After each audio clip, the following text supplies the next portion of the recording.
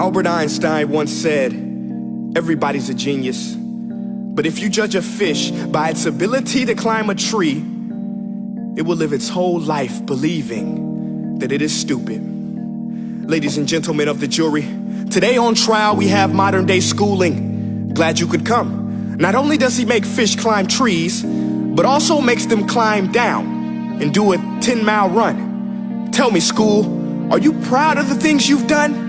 Turning millions of people into robots, do you find that fun? Do you realize how many kids relate to that fish swimming upstream in class, never finding their gifts, thinking they are stupid, believing they are useless? Well, the time has come, no more excuses. I call school to the stand and accuse him of killing creativity, individuality, and being intellectually abusive. He's an ancient institution that has outlived his usage. So, Your Honor, this concludes my opening statement, and if I may present the evidence of my case, I will prove it. Proceed. Exhibit A. Here's a modern day phone. Recognize it? Here's a phone from 150 years ago. Big difference, right?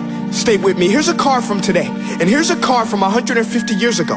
Big difference, right? Well, get this. Here's a classroom of today, and here's a class we used 150 years ago. Now, ain't that a shame? In literally more than a century, nothing has changed. Yet you claim to prepare students for the future? But with evidence like that, I must ask, do you prepare students for the future or the past? I did a background check on you and let the record show that you were made to train people to work in factories, which explains why you put students in straight rows, nice and neat, tell them sit still, raise your hand if you want to speak, give them a short break to eat, and for 8 hours a day, tell them what to think. Oh, and make them compete to get an A letter which determines product quality, hence grade A of meat. I get it. Back then, times were different. We all have a past. I myself am no Gandhi. But today, we don't need to make robots zombies. The world has progressed. And now we need people who think creatively, innovatively, critically, independently, with the ability to connect. See, every scientist will tell you that no two brains are the same. And every parent with 2 or more children will confirm that claim. So please explain why you treat students like cookie cutter frames or snapback hats, giving them this one-size-fits-all crap. Watch your language. Sorry, Your Honor, but if a doctor prescribed the exact same medicine to all of his patients, the results will be tragic. So many people would get sick, yet when it comes to school, this is exactly what happens. This educational malpractice, where one teacher stands in front of 20 kids, each one having different strengths, different needs, different gifts, different dreams, and you teach the same thing the same way? That's horrific. Ladies and gentlemen, the defendant should not be acquitted. This may be one of the worst criminal offenses ever. And let's mention the way you treat your employees. Objection. Overruled. I want to hear this. It's a shame. I mean, teachers have the most important job on the planet, yet they're underpaid? No wonder so many students are short-changed. Let's be honest, teachers should earn just as much as doctors, because a doctor can do heart surgery and save the life of a kid, but a great teacher can reach the heart of that kid and allow him to truly live. See, teachers are heroes that often get blamed, but they're not the problem. They work in a system without many options or rights.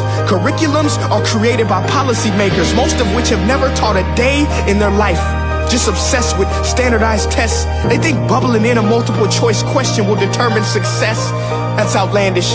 In fact, these tests are too crude to be used and should be abandoned, but don't take my word for it.